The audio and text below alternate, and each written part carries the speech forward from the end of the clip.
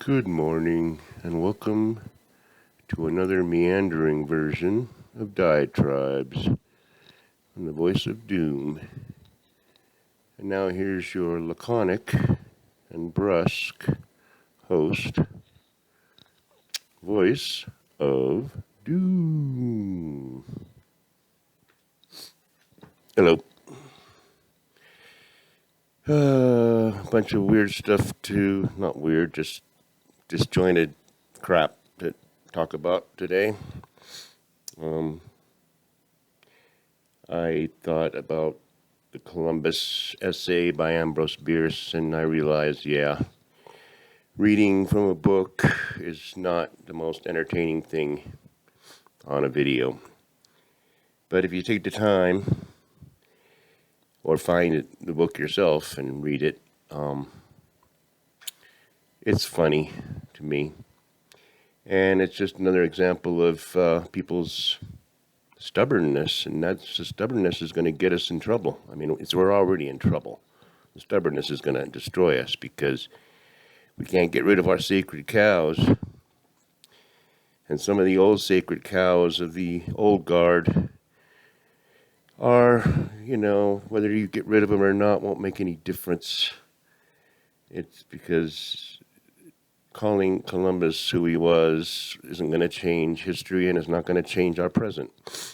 But it would be a start to open your mind and say, hey, we don't have to go on being delusional.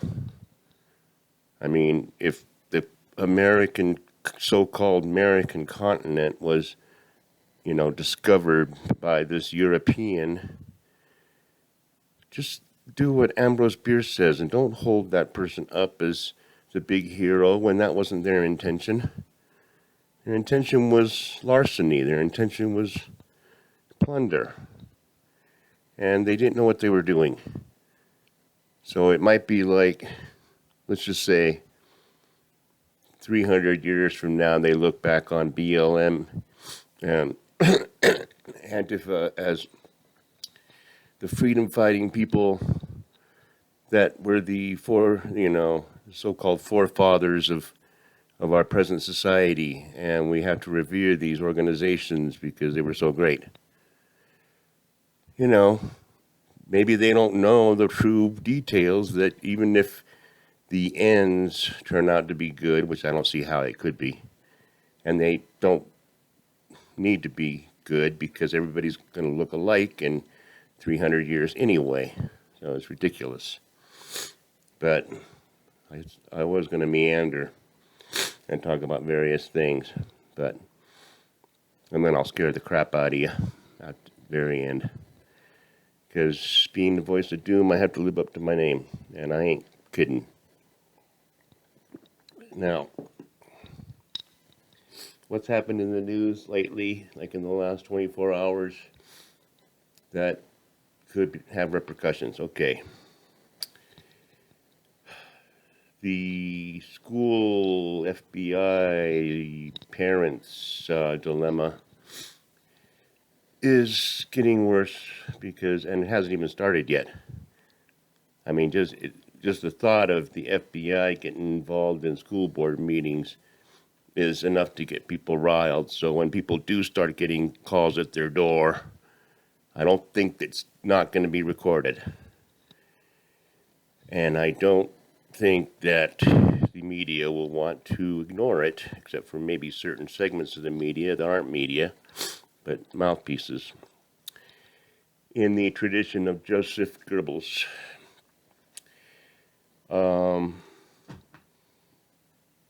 So that's going to continue to fester.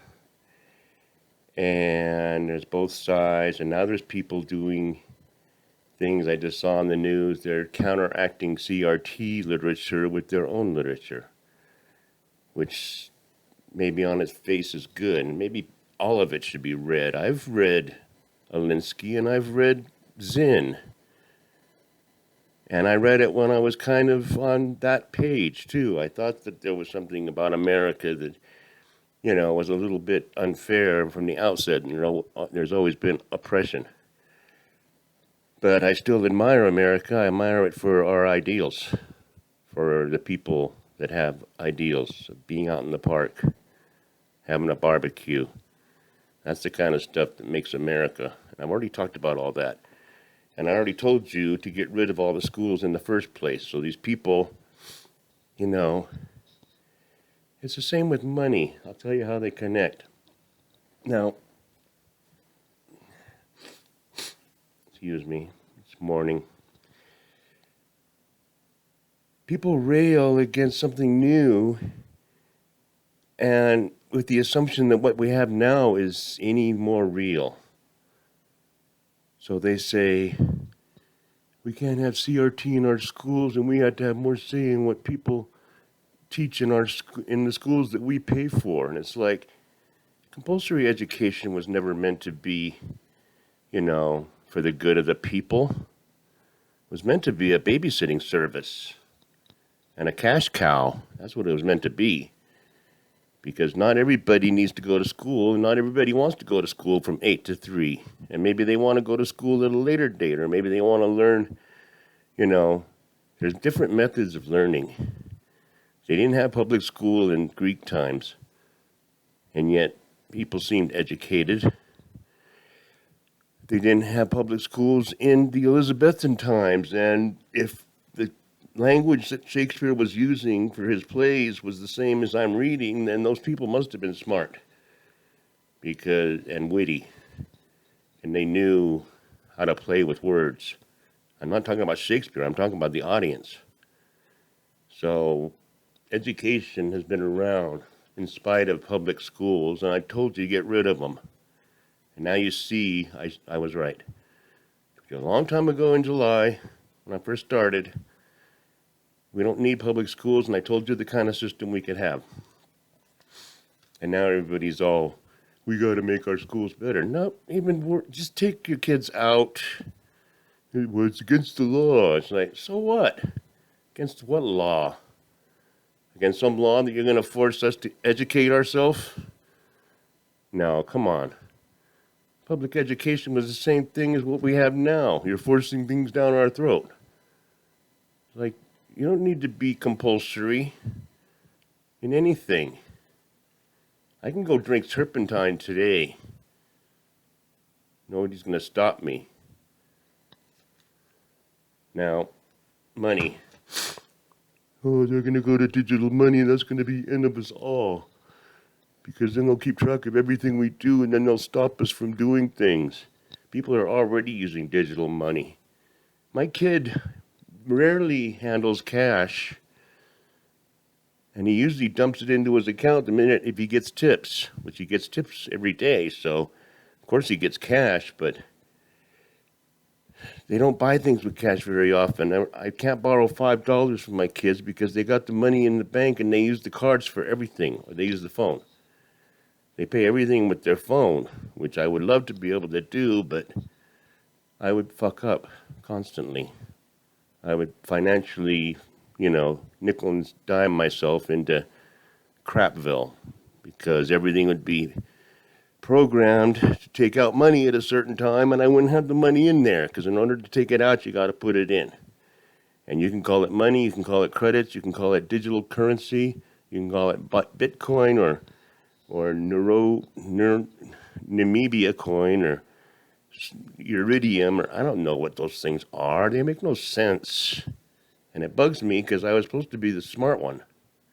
I don't know what this blockchain is. Doesn't make sense that you can make money out of pulling digital information. And it can go up and down in value in such extreme ways. So the world's mad. I'm an old man. The world's crazy, out of its mind. But you see the sacred cows? They say we have to have paper money. We trust the George Washingtons and the Benjamins. That's what we've always had. And if they change it, oh my God, I'm going to have a cow. They're going to keep track of everything we do. As if they don't already. Come on.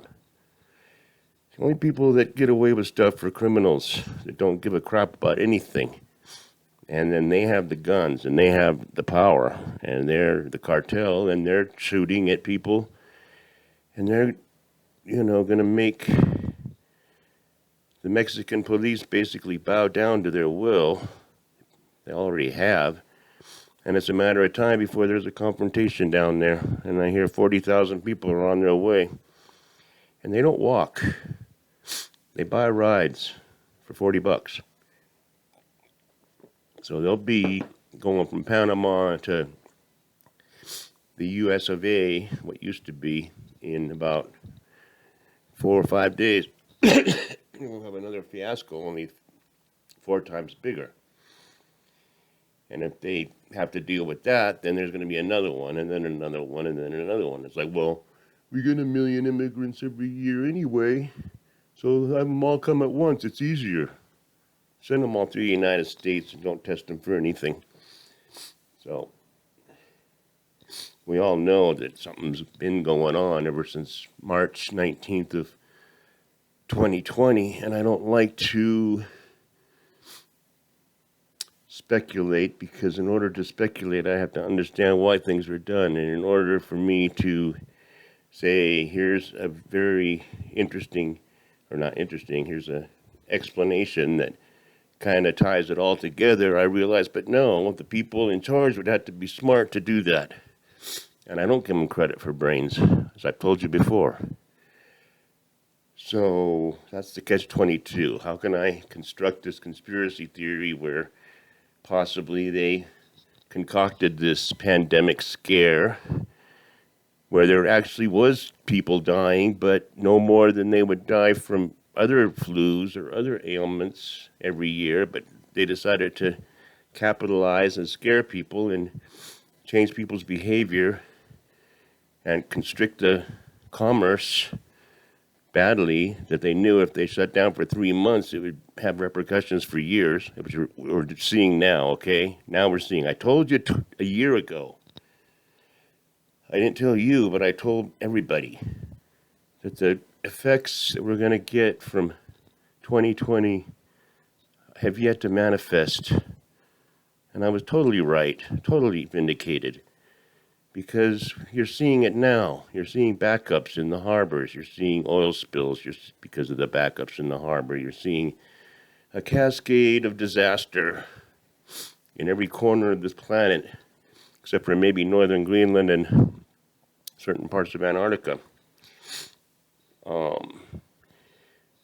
So I could tie that together and say that maybe they wanted to give someone a medical treatment, and they wanted everyone on the planet to get it, and they needed a pretext. I could say that, but I won't, because that would mean that they had a massive conspiracy of very intelligent people that could put this whole thing together. And I don't concede that, so let's just deal with what we have. We have a world that shouldn't be around much longer, but there certainly won't be the regular customs and institutions that we're used to, starting in about 50 days, maybe 45. I mean, Dr. Fauci, can we have Christmas this year? Just the fact that that question would even be uttered out of a human mouth means that we're done. So let me scare you a bit. Nipah Henipah virus, otherwise known as NIV. Now, I love these acronyms. It's like, do you have pancreatic rheumatoid thrombosis, otherwise known as PRT? And it's like, yeah, I got PRT. I mean, they got all these acronyms for all these ailments. And let's talk about PRT. We won't talk about pancreatic rheumatoid. Nipah Henipah virus came from Kampong Sungai Nipah in Malaysia. It's carried by bats and pigs, fruit bats and pigs. Zoonosis, which means it can be transmitted from animals to people. There's a few cases out there. It's been around for about 10 years, but it's reared its ugly head in, of all places, I think East Africa, but it really doesn't matter. They're coming from Africa to America. So is that part of the plan? I don't know. Nipah is 80% fatal if you get it. But it's not easy to get on the bright side. But on the dark side, I understand they've done some gain of function on that particular virus. So, the worst things that can happen is encephalitis and myocarditis, which is inflammation of the brain and heart. It's not airborne, but by contact and bodily fluids. So that's more social distancing. And I think there's going to be real social distancing because half of the people are going to be in boxes and urns. So that's real social distance. So I'll leave you with that. It's almost 16 minutes, and I think I scared you. I'm going to get more into that. I gave you a preamble. We're over. So good morning, and enjoy the day.